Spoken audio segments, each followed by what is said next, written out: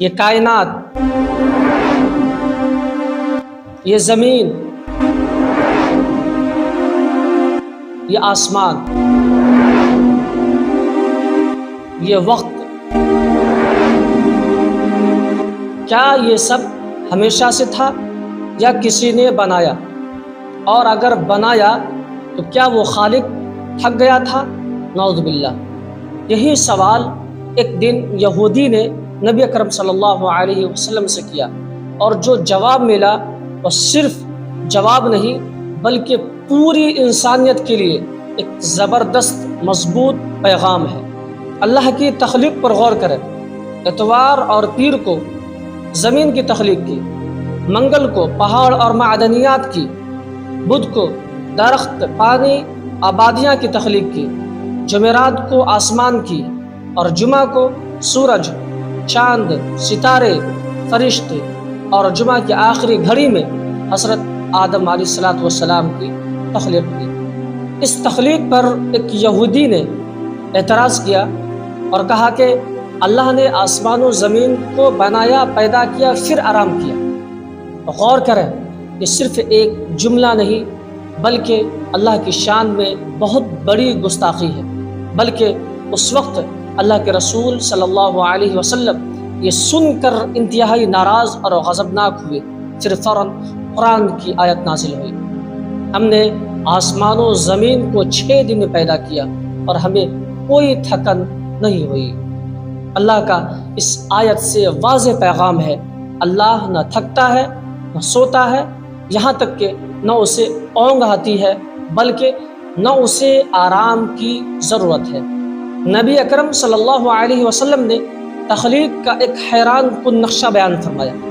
زمین پہلے بنی تاکہ زندگی کی بنیاد تیار ہو، پہاڑ بنائے گئے تاکہ زمین مستحکم رہے، پانی، درخت، غذا تاکہ زندگی انسان کے لیے، حیوان کے لیے ممکن ہو، پھر آسمان کو ایک مکمل نظام کے طور پر پیدا کیا گیا۔ غور کریں، یہ سب سیکوینس ہوا، یہ اتفاق نہیں بلکہ مکمل ایک پلاننگ ہے۔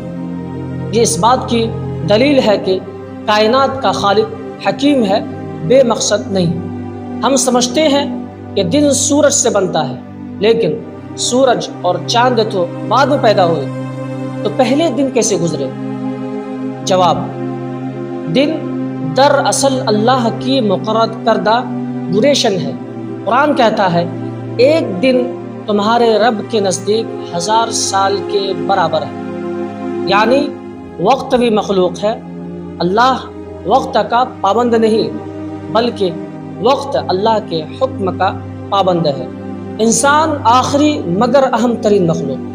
جمعہ کے دن کے آخری حصے میں حضرت آدم علیہ السلام کو پیدا کیا گیا۔ اس میں ایک راز ہے، انسان اس کائنات کا اختتام نہیں بلکہ ایک عظیم مقصد ہے۔ ساری کائنات پہلے تیار کی گئی، پھر انسان کو بسایا گیا۔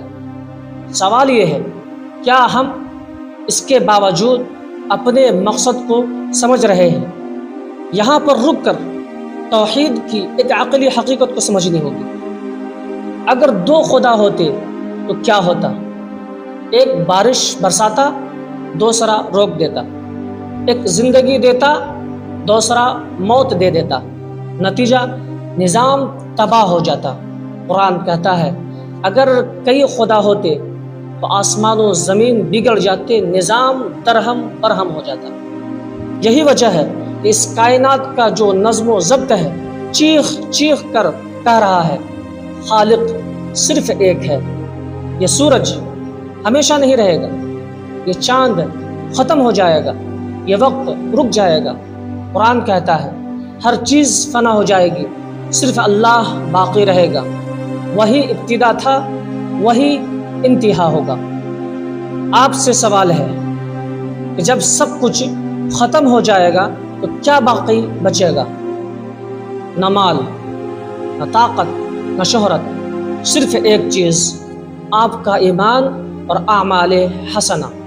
یہ ویڈیو صرف معلومات نہیں، یہ ایک یاد دہانی ہے کہ ہم اس دنیا میں ہمیشہ کے لیے نہیں آئے، وقت تیزی سے ختم ہو رہا ہے اور ہمیں اپنے رب کی طرف لوٹنا ہے۔ اگر یہ بات دل کو چھو جائے تو اسے ضرور شیئر کریں، شاید ہماری اور آپ کی آخرت سنور جائے۔ شکریہ۔